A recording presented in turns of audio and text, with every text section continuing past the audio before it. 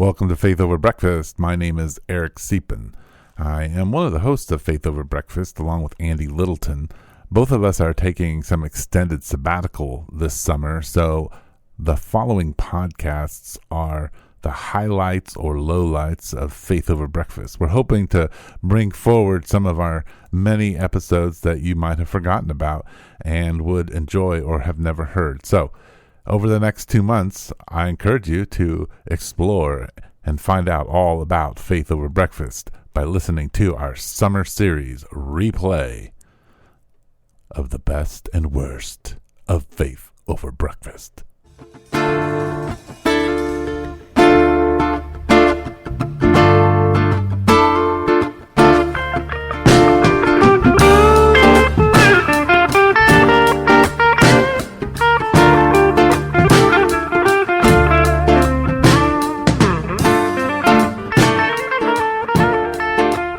Thank you for listening to Faith Over Breakfast. This is Bryan Betz, your host, and I'm with Pastor Andy Littleton, who's always late, Pastor Eric Siepen, who's always way too early for me to buy him breakfast, and me, the host, who's either too early or too late, but never on time. We are at XO Coffee having a delicious breakfast. Well, actually, both Pastor Eric and Andy have finished their meals, and I am not even halfway done. Which is fine. You're the host. You can eat. I'll provide the background noise. Yeah, I think it's necessary. The background crunches that show that this is authentic. Exactly. Yeah. Hey, my name's Andy Littleton, pastor at Mission Church in Tucson, Arizona, and I just had a Whiskeytown biscuit thanks to XO Coffee. I don't believe whiskey was involved, but I'm sure it would have been delicious if it were. And next time. Yeah, it was great. And so we just want to thank EXO for letting us stay here. Here in Tucson, Arizona, this is one of the premier coffee spots, and we're just thrilled to get to sit up in the loft and record. Eric, you just got back from vacation. Who are you, and how are you? Well, I'm Pastor Eric, and I'm from the village. And yes, I did get back from vacation. We were up in Denver, and then we were in Edwards, basically, or Eagle, for a while, and the high was 80 instead of 115. Yeah, that's really all that matters about vacation at this point in the summer, is just trying to be out of the heat and hanging out with the family and trying really hard not to think about my church and what's going on there and how hot they all are and all that kind of stuff. But you guys have air conditioning now. We have air conditioning in our main sanctuary, but we don't have air conditioning in the rest of the building. So they were running little small machines and the swamp coolers that are portable. It was bad. I heard really bad. Oh, shit. Luckily, nobody comes to church in the summer because they're all on vacation, at least at our church. So it was okay. It was a smaller evening, so it wasn't too hot that way. But they were blowing breakers because they had so many air conditioners plugged in. Perfect. Good. Yeah. They're working on air conditioning. We have 2 huge units sitting on the roof, and they've been ripping out electrical stuff. Okay, so air conditioners are on the premises. Yeah, That's good. You can imagine how cool it will be. Yeah. Wow, that's exciting. Yeah, we at Mission Church are an authentic Tucson church, meaning we have only swamp cooling for the summer. That's right. Yeah. Oh my gosh, at 115 in that brick room. Yeah, and we had one of our biggest Sundays ever last week, which was out of nowhere in the middle of the summer, and it was so hot. And what happens when you jam a hot building full of humans is it just gets hotter. And so it was kind of like, I don't know, people smelled and it was great. But no, it was a nice week. But wow, like a thought went through my mind, like just God, thanks for creating the minds that created air conditioning, and God, could we please have some someday? Yeah, we have swamp cooling for we still have it in sections, but every Sunday I would have that as part of my prayer. God, thank you for swamp cooling. Yeah. Thank you for it being really hot. Yeah. Man. But hey, it's sometimes we've had our swamps out before in the past, and that's really bad. So there are degrees. Swamp cooling it's somewhat cool air wafting around. That's better than not cool air. Yeah.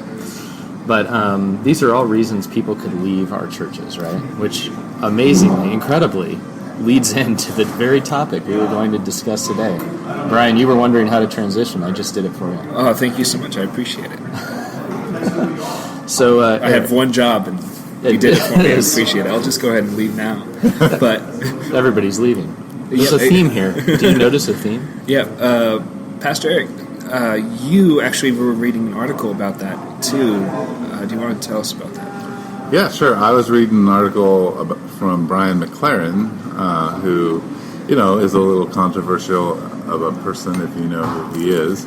But he wrote an article, at least the first part now, about clergy and priests and pastors leaving the church at maybe the same rate or just in a similar way that millennials are supposedly leaving the church over frustration with just maybe the inactivity or the inability of the church to do anything that's meaningful in the world, or the priests and pastors feel like they're having a genuine impact on the world for good. Yeah, that's interesting. There's, I guess if you're in the church, if you're a church person, you're aware that people leave the church. I mean, you people are here, people are gone. Sometimes people leave and they're going off to other churches, or they're saying, I just don't want to be a part of this, or they come for a little while and they hope they're going to try it. But then I would assume if you're not in church, you're probably at least aware of the fact that there are numbers and articles coming. I mean, I read something recently, I feel like New York Times, where they were talking about decreased church attendance, but then there are other articles coming out saying right in the midst of this, decreased church attendance, there's a heightened religious awareness, and people are starting to think about and talk about religion more. Right. So going to church less, talking about religion more. We observe people leaving churches, and you're saying, including the clergy. Right. And millennials are notorious in our, current situation for being people who can't settle down. But he's saying, Bryan McLaren saying, it's not just them, it's the pastors do the same thing. And so here we are, pastors, and Brian's a millennial, so this is perfect. Yeah. So why are you leaving the church, Brian? You almost left the podcast. I know. Didn't work out for you, and you just left. I know. I just didn't want to distract everybody by getting up and leaving, so I'm just going to do it. This will be my last podcast. No. Yeah. Moving on to another podcast. Exactly. But just to take the attention off of me, we were discussing earlier about this. You mentioned that you had some of your staff leave the church as well, and you've been leading this church for a long time. Have there been good reasons and bad reasons? Yeah. Well, first to clarify, it feels a little funny for you to tell me staff.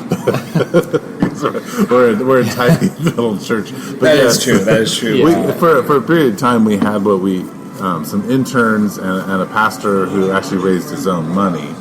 And so he was on staff, and a really good friend of mine, and he left. And that, just even leaving in a community that's smaller, everybody is friends, everybody's connected. You've had some meaningful experience. It's not just this person up front who's talking to you on Sunday, and maybe you see his kids running around, like you babysat his kids, or you were over at his house for dinner, or you were, over in her Bible study, and so then all of a sudden, like they're leaving, and you don't understand why, because you were all on the same mission together, and now they're on a new mission. It doesn't make any sense, because a lot of times I feel like people leave suddenly or unexpectedly. Yeah. They don't like when we leave, we don't always bring in people into the conversation. So even like when I was early on staff at a church, the head pastor literally 2 weeks into me joining just left. Didn't tell anybody why he was leaving. He just said, I'm done with ministry. I'm leaving ministry, not just I'm going to another church. Yeah, So- and a big part of my journey was I got plugged into this smaller church when I was younger, and and I had great reasons for going. They had a great mission statement. They were solid in the gospel, and there happened to be a girl I liked at the church. Right. That might have been primary reason for going. It's really hard to tell. But I went to this church, and there was an older pastor who'd been there a long time, and he was beloved. I mean, I still talk to people from there, and they remember him. He cared about them. But he wasn't above picking the weeds and organizing the closet and whatever. He'd been there forever, and then and then he retired, and then a new pastor came and left, and then a church plant was started that eventually didn't last, and just the journey that community went on, and I was there for part of that. It changed, and the whole face of that church changed because a pastor left, and of course people are going to retire. That's you have to. But yeah, it's a kind of a traumatic thing when something like that occurs, and then like what you're talking about, having kind of a helper secondary, maybe not quite as traumatic, but still there are people who connect with them, right, and really enjoy that, and to have somebody like that leave changes everything and can affect people and how they feel. Yeah, it's an interesting dynamic. I mean, yeah. So how do you feel about pastors leaving? I kind of threw something out before the podcast that I've known a pastor that's been in a large number of very different churches, and there seems to always be good reasons because the people are difficult and there's issues and the budget and there's a long list of things that are wrong in organizations. But I don't know, Bryan, millennial, how do you feel about that? Well, I've kind of witnessed when I was a kid, I went to a church that was very much like Pastor Eric Siepin's church, where they used words like clergy and stuff like that. So that's a term that I'm familiar with. But then, preteen years, we started going to a much larger church where I never once heard the word clergy, and then it was staff. So there's all those distinctions too. And my staff should comfort me. Exactly. That's what it's from. No, I'm kidding. But I've seen people. I visited other churches that people from my school had invited me to kind of create some sort of community. It was okay, we go to different churches, but it doesn't mean we're enemies or anything of that nature. Yeah.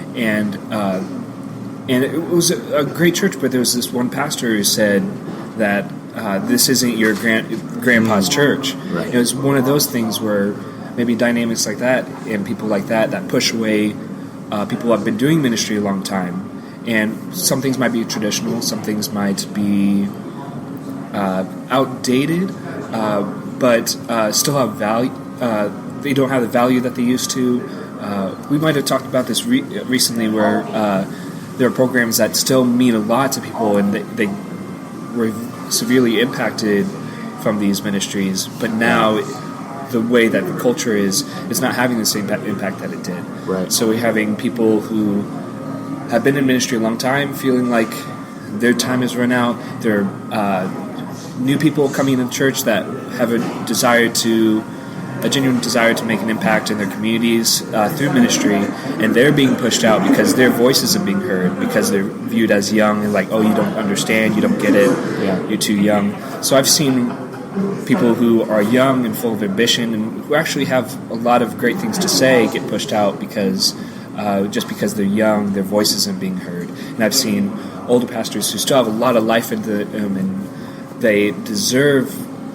They've given so much ministry and still have so much to give, but because they're old or outdated or whatever people might say they are, they're being pushed out as well, by themselves or their communities itself. So I've seen both. Those are really prominent reasons I've seen. Yeah, I can't help but think so just yesterday I was with a pastor who was meeting up with some other pastors for the afternoon, and I guess one of them is being, he's not a pastor, he's just attending a church, and his pastor is about to leave, and kind of came to him and said, would you just be the pastor of this church? And this is a guy who doesn't have any form of training,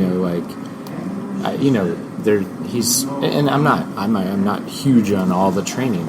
Eric and I both are undertrained in many people's opinion, but he hasn't been mentored, discipled to be a pastor or anything, and the pastor's just going, I'm going to leave, you should do it, from what I could gather. And that happens more than we think, which is pretty wild. Yeah, that's how I ended up in this process. There you go. Yeah, and that sort of stuff happens. So it's funny to think, like, it's just so important for a pastor to be like a leader of people and to be like walking with God and in some of these things, and even to have some plans. And I know God salvages so many situations by instilling those things in somebody who wasn't ready or whatever. But I wonder how many times that sort of stuff goofs up. I mean, just makes things hard when things are done really sloppily and without care and prayer. And then I got to hear Mark Dever speak the other day, so I'm bringing him up just to counterbalance Brian McLaren. So since we brought up Brian McLaren, we're going to bring up... Should we go ahead and say things like N.T. Wright? That's kind of right in the middle. Huh? Yeah. So now we've kind of everybody out there. Good. Now we think. So we've name dropped a conservative, a moderate, and a liberal. Right. Good. We're good to go. There we go. Perfect. But it's something Mark Dever, if you've heard of him, he's a pastor in Washington D.C. But he's been in his church a long time, and he is just well known for building up young leaders, like tons of them. And right now he's big on young African American scholars and African American pastors, and I think various nationalities. But he sees a big void there. But he brought with him a number of young guys that he's training up, and there's a long list of pastors who were trained up under him. So here's a guy who's been really consistent, but he's building and sending out more leaders. And you see that and you go, wow, that takes a lot of work and thought and preparation. And you just wish you saw more of that, like pastors being developed that way, than just being said, hey, can you do this? Nobody else wants to, stuff like that. And I wonder how much that would impact. Well, we should say we're Faith Over Breakfast. I'm Pastor Eric. That was Pastor Andy, and we got Bryan Betz as the host. Token millennial, and that's why he's here. We call him the host, but he's really just our token millennial. Yeah, that's true. And by the way, I find a lot of value in the term clergy. I don't think that's outdated or anything. I think I'd rather say clergy than staff, for sure. It's just now, I've always, it was a kid as a clergy, now it's just always been staff. But millennials are all yearning for the vintage expression of faith, so that makes total sense. That's exactly right. That's exactly it. Yeah, but whatever. You like the clergy to lead you through the liturgy and speak the benediction over you. Exactly. I have a book on common prayer, and it's a book on liturgy by Shane Claiborne and a couple other people. I've read it. I got it in high school, I think it was. I've not touched the book since because I have too many books, and I'm also lazy, to be more honest. But I was curious, what sort of things have you seen? I mean, not your church, but other churches that you've seen people are leaving, clergy and staff alike. Oh, the list is probably very, very long. It seems like with clergy, it tends to be, when you say like, they either come in with high ideals of what they are going to be able to do, and then that is frustrated to some, either because the structure of the church or the people aren't on board or something, to which I that would be very difficult to do. Yeah. But at the same time, it's like, I suppose pastoring or shepherding is precisely having to take people who are straying off in all sorts of directions and help them come together and walk together. Yeah, I mean, I think you kind of have two streams of pastors. You have one who's more activist-oriented and looking to be an activist, and the other is looking to be, I think, maybe a more maintainer of the structures. Yeah. And what I have found is that most of us don't really understand, like, what it means to disciple. And we don't understand the Great Commission. And so there's a lot of confusion about what it actually means to be church. Yeah. Even though we have all this great, rich theology about how we're to be together, when we get together, it gets very messy, and we get really disappointed. Yeah. And we get frustrated with the minutia. The machine moves really slow sometimes, or the people are just frustrating. There's a lot of issues that you have to face, and so I think there's a lot of burnout. So I think that's a big part of why people are leaving, is that they can't handle it anymore, and it's not a high-paying job. So right. You have that pressure on there too, and then people don't, they don't necessarily like you in the general population. Pastors are not popular. Yeah, there was I've been reading a book on the clergy and kind of English history, essentially, and there was, a time when, to be a clergy member meant you had all this respect, and so I suppose you would get in there and people didn't listen to you, but just in general, you walked around the streets and you were a respected person. Well, yes. Not anymore. No. Not even close. And so it's like, to be a pastor is essentially to sign up for a fairly low-paying job, unless you're one of these mega-church guys, but that's not the norm. But a fairly low-paying job where, in general, people think you're kind of off, and in the culture, and you get, and when you tell people you're a pastor, you're going to get treated different, and then your job is to kind of like engage spiritually with people and ask them to go places they don't want to go spiritually, emotionally, and people don't love that all the time either. Sometimes they receive it, but I feel like if we pitched it that way to seminarians, that'd be really good. Like, hey guys, here's what you're signing up for. You're going to ask people to do what they don't want to do, and they're not going to pay you a lot, and generally people aren't going to respect you for it. You want to do it? Right. Oh man. But I'd be interested in just maybe thinking a little bit through and talking about like why millennials are leaving, or if they really are leaving, because your church and my church are populated by millennials and Gen Xers. Not a lot of boomers, not a lot of older people. No. We have a few, but we're mostly young. Right. Why are young people coming to our churches? Yeah. Not in droves, let's say, but why are they there? Yeah. And why do we think they're leaving other communities or sticking to other communities? Yeah, and I should say one quick note is I think a thing I hear all the time from our millennials especially is that they want older people at church. But there's an interesting, they don't like the churches where older people go. Right. But they really wish older people came to our church and were in their lives and investing in their lives. So that's an interesting piece, and that's a whole other podcast, I'm sure. But it seems, I think the thing I've noticed, I mean, and this is a discussion you and I have had, and some other pastors and I have had, is it seems that the millennials we're engaging with who are intrigued by faith or interested in faith or just completely devoted to faith they're moving around churches. They don't have that sense of needing to put down roots and invest and think long game with the community. I mean, and that's been one of the things that's, I suppose, frustrated me along the journey, is having younger people come up and say, hey, like, I really, I think the church would be great if it were like this.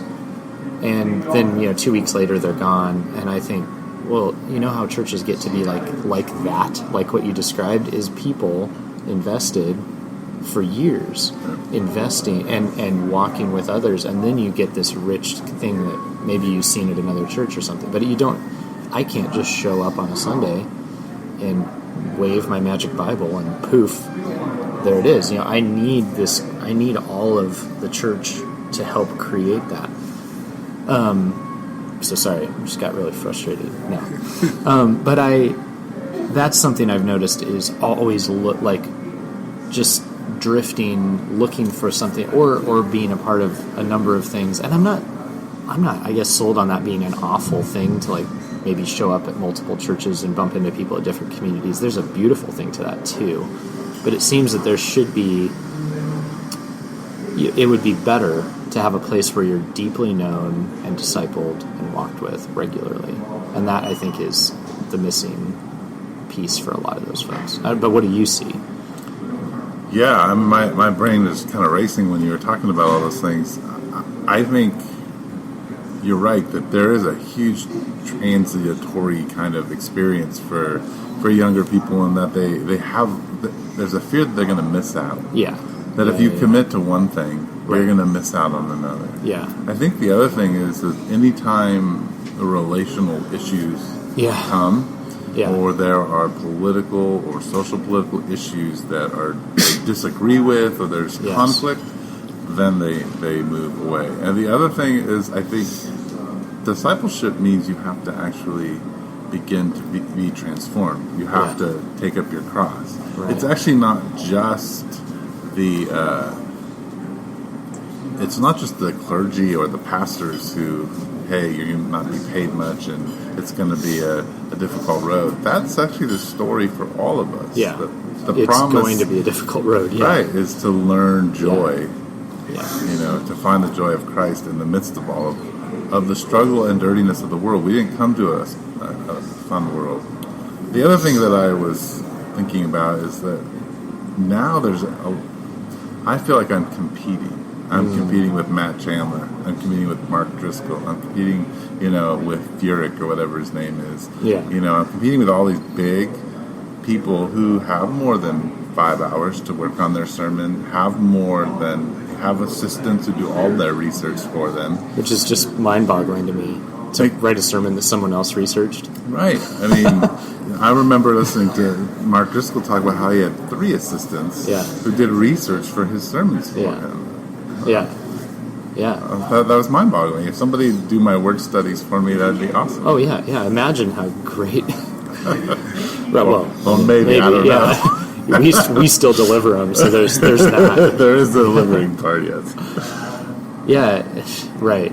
No, and it's true, and unfortunately, we draw our own comparisons there, and then sometimes other people do too. Oh yeah, sure. And that's hard, So hey, people out there, if you go to church, be really careful the comparisons you draw and ask your pastor to be who God's called him to be, not who God's called someone else to be. Just because, for goodness sakes, think about if it were you. If somebody were calling you to be their favorite person in the world in your field or whatever, instead of who God had made you to be, and how crushing that would be. So there you go, little application for you. But when I guess to the millennials that are in our church, I was thinking, why do we have? I think a couple of ingredients that we hear. We have younger people in leadership, so they see people like them up front, and we empower younger people to act and lead. And I think that's what I saw in Mark Dever, is here's an older guy empowering younger people. And so his church isn't the super cool church. That you see the same thing in people like Tim Keller. It's not the super cool church. But they're raising up leaders and giving people, handing them the ball and saying, we trust you, go forward, we'll train you, we trust you, that kind of stuff. And I think that happens. We're learning how to do that at our church. And then there's a high level of authenticity. We've talked about that before here on this podcast, that I think the younger generation is longing for and connecting with. And there tends to be especially in cultural Christianity, and then, in the churches of the past, there seemed to be a hesitancy to be honest about what's going on, to talk about what you should be, but not talk about what is. And I think that, because we're pretty just open with it, that we connect with folks who feel the need to have that authenticity. So we, I suppose we've got interesting music and, espresso drinks or whatever, but I actually think it has very little to do with that. I think that stuff kind of comes out of the people that are, because we have espresso because we have 5 baristas at the church and people like espresso, so we make it. But I don't think that's why the millennials are there. I think we could have all those things. And that's the trouble. I've seen churches that go, we need to get younger people. We should have cool music or coffee. Right. That's not that might be what you do because younger people are there, because that's what they do. But I don't think that's how you connect or relate. That seems gimmicky. Right. That's what I've realized. Yeah. Yeah. And I've been to churches where they have cool kids come to church. Yeah. They're like, let's invest in the cool kids because they'll bring more people. Right. And then you find the outcast being left out. And then you realize in some ways we're all outcasts. Oh, yeah. And we need people to reach it.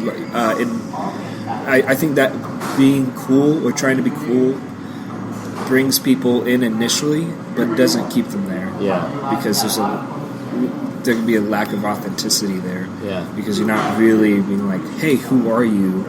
What makes you unique and special? And what? How can we love on you in a way that Jesus would? Yeah. And Jesus loved the outcast. Yeah. And he loves the cool kids too. Yeah. But and the cool kids are struggling with the same stuff, right? Exactly. Yeah, I think it's interesting, but I've noticed something that's kind of an undercurrent at our church, but I feel like we could almost have a tagline at our church that said, like, I mean, this is to the world and to other churches, like, send us your B level, send us your bench players, send us your outcasts, and we're gonna put them to use and love them. Because I've just noticed that and I don't mean B level in reality, but the ones you think are B level, like, because I've noticed that we've had people come around who they were too young, or they dressed too weird, or they had tattoos, or they screwed up once, and they just couldn't ever. Nobody would let them, like, be a part. You know, you had to have the squeaky clean record and look really great and be really fun and influential, and then you can be a part of these ministries. And we've decided that's not what we're going to do. You know, and so I feel like I think that some people have found a home because they've come and said, hey, I blew it, I screwed up, but I really want to walk with Jesus. And we've said, okay. So we too. Yeah. Yeah, exactly. It's like the whole church, so welcome aboard. Yeah, definitely. And so Eric, more the millennials that have connected at the Village. Well, I mean, as I listened to you, I think it's very similar reasons. Yeah. I think the authenticity. I think that everything that you see in our community comes out of the community itself. We didn't try to invent something to get people to come. It was just as people were gathering, this is what came out of them in a very authentic way. Yeah, we did say, hey, we value creativity, we value community. We put those values out in front of people and said, this is what we're striving for, this is what Jesus is talking about when he talks about, making disciples, being a disciple. It's committed to these kinds of things. But I think a big part of it is, like you said, empowering people to do ministry, empowering people to, be part of things. And then the leaders are all young. And like in our church, I mean, I'm the head pastor, quote unquote. Right. I'm the one who's paid full time. I preach 30 times a year. Yeah. I give up most of, the rest of those slots to either my co-pastor or to our leaders. So our leaders preach about 12 times a year. So you see, 22-year-old guys standing up and preaching, and people, all of a sudden those guys, people want to talk to them, want to engage them, and that produces an arena for teaching, and then they get to see them do it more and more and to disciple. And so I think that has a big impact too. It's just you'll see a lot of young people in the different areas of leadership. And what I've seen at your church that I love, and people that I know, people that go to your church, there's just this incredible intimacy that's so much like a family, and there's just this freedom to. I think that millennials and everybody alike desires intimacy, but it's so difficult to reach that point. It's so uncomfortable to get to that point where, like, you could share those deep stuff that's really bothering you and that you're struggling with and you're concerned about. And there's so much freedom there to be there and talk about it, and they're just right there with you to share their own stuff and also walk through that with you as well.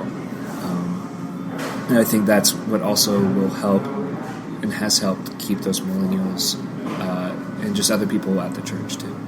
An incredible thing about about the Village, Eric's church, is that there are some older folks, and so when he said my co-pastor, I mean this is a co-pastor's Rod's in his, in his 665, and so you guys are platforming an older person. That's something that we don't have that I wish we had. But so when you I think there's part of like you guys have a little more investment from some older folks, and I would venture to say it's because the same is true for them. There's a leader that looks like them, and they're valued. That's another piece I wanted to talk about is, I mean, this isn't just millennials leaving the church and maybe pastors. A big trend I've seen is, and I see it in my own parents, like, hi, Mom and Dad, I love you. We've had this discussion, so I feel free to talk about it. Sure. But my own parents, they don't go to church anymore. They're going to church in their living room because there's so many church services on TV, and there are various reasons for them. They, moved away from one church. Our church is at night. The fans are cold. There's a whole list, but they've just started going to church at home alone, and they're not alone. I've heard this a lot. I hear and see it a lot with older folks leaving the church for other reasons. But Eric, your church is not that you've solved it, but you have retained older folks. We have a couple, and we're looking for more, by the way. Shameless plug, Mission Church. We meet at 4:30 p.m. on Sundays. We're looking for... You can sleep in, man. Yeah, you can, older folks, like you could sleep in, bring us your elderly, but if to have people who wanted to mentor and invest, who were older and had years, would be such a gift to us. We would love that. And I realize that wouldn't be the easy road because you got a bunch of young people who think weird things and our music's different than everything you're used to, but they want to follow Jesus and they want the insight of older folks, and so everybody'd have to lay down something for that to work. But is that... Well, and I think about that. One of the things I realize when I go to even like your church or to other churches, one of the reasons that we have been able to hold on maybe to a few older people is partly just the same reason of authenticity and all of that. But we've actually chosen, though we write our own music, and yes, it's kind of rocky, it's actually not very loud. Yeah. So we turn it down because it's hard for older people. As you get older, your ears. And so we were like, okay, we're going to honor that. We're still going to play our kind of music, which is all in minor keys and all that kind of stuff. But it's going to... Yeah. We say, okay, we're not going to sing a lot of older songs, but you know what? We'll sing a cappella hymns because we know that that's a big part of your culture. Yeah. So we honor that. Music is huge and honoring without like saying, okay, we're just going to roll over. So that's been a big part. The other part is the pastors really emphasizing to older people, like, this isn't a church for you. We're asking you to come be part. It's a mission and a calling, and we want you to step in, and we understand that it's going to be hard, and we understand that you're not going to get to be fed the way you think you want to be fed.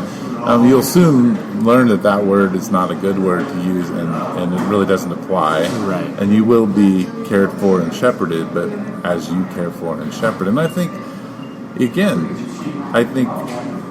people who are older are all boomers. Yeah. So they went to churches, if they became Christians or grew up in Christian homes, where they were served all the time and not given a lot of places to serve other than, go do the nursery if we haven't hired nursery workers. Yeah. So everything was service oriented, and so they're not used to saying, okay, you need to sit with this person and just listen. They've never done that, and no one's done that for them. Right. So some of it's training older people, giving them a vision, telling them that they can have an impact.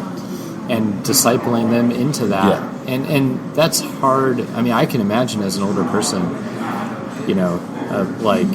to have this 30-some-year-old or 40-some-year-old pastor come along and say, hey, I want to train you to disciple, and going, what? Right. I've been going to church for 50 years. Right. But you know what? Like, it was kind of a missing ingredient. It wasn't offered like it should have been. Yeah. That's a huge piece, right? Yeah, I mean, I remember when we preached on Proverbs, I said, if you're older, you are wise, and here's why you're wise, because you know what stupid is. Yeah. You may not have we did all right. brilliant ideas, but you know what not to do because you did what not to do, and you know what happened. And you can tell people, that's not a good idea. I know what's going to happen when you do that. So we have, there's these three categories of people who are leaving, right? We started with pastors. Pastors are leaving. We started with young millennials. They're leaving.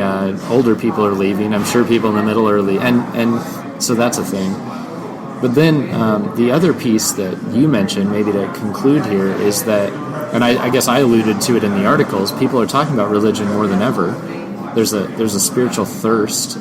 Some of the new philosophical work is saying that we're going into an age where people are looking for trying to take religion out of everything hasn't answered the questions, and it hasn't worked. And even philosophers are realizing we can't operate this way, and people are longing for this. And then you were saying, not only are they longing for this, there seems to be some evidence out there that there are people saying that I would like to go to church.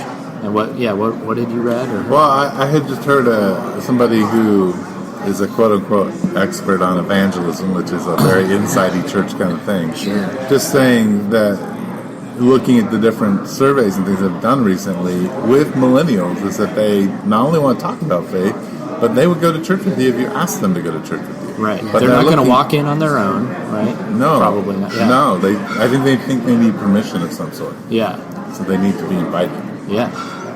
So if there's any truth, and I feel like I've experienced that and even dropped the ball on that, because I, as a pastor, feel weird.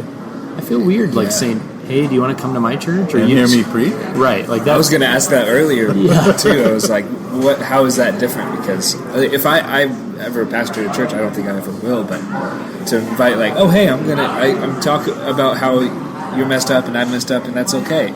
And then to expect them to and hope for them to come, that's very difficult. I wouldn't be able to imagine how that is. It is, and even right now I'm trying to wrap my mind around why it is. I think part of it is a fear that they're going to say no, because we're pastors and we're normal and we don't like to be rejected and have somebody go, no, I don't want to come to your weird thing. Right. And hear you preach. And hear you more, talk. Yeah, more rejection. Just invite each other to the other person's church. Yeah, we could practice. Hey, Eric, would you like to come to church with me sometime? Yeah. Sure. What time? Yeah. 30 minutes before yours. Does that work? Shoot. But there's that, and then I think just this assumption, because if somebody's not going to church, you figure it's because they are actively rejecting and saying, I don't want to be a part of that. Which even as I say that, I go, well, that's probably not the case. I mean, right now, it's never been so prevalent in the United States for somebody who have grown up never going to church or never hearing the gospel, and so chances are that the people we're talking to, though they're aware of religion, especially via the news and all the negative junk that goes on, they're aware of religion in that way, but they may have actually never heard the gospel articulated. They may never have really heard the central message. They may never have been a part of a Christian community. And I think a lot of studies show that people, you tend to do, I think this is just a fact. I'd have to look up I've heard this a number of times. You tend to do what the group you're surrounded by does. And so that should be instructive for us all. As Christians, people who aren't Christians aren't stupid. Just because they don't believe this. The reason we believe it is because we're in a community that believes it, and that encourages us to believe it. Right. But the same is true if you're not a Christian or religious at all, and you're listening to this and you're going, all those religious quacks. Oh, no, they're not. Because if actually, you might be really surprised if you were to enter into a Christian or religious community, be surrounded by these folks and start to understand what they value and see what they see, you might believe it more than you think.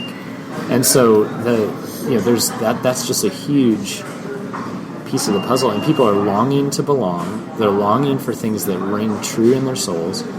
They're longing for, I would say, mercy and grace. And so, maybe I shouldn't be so hesitant to say, hey, you want to come to church with me? Yeah.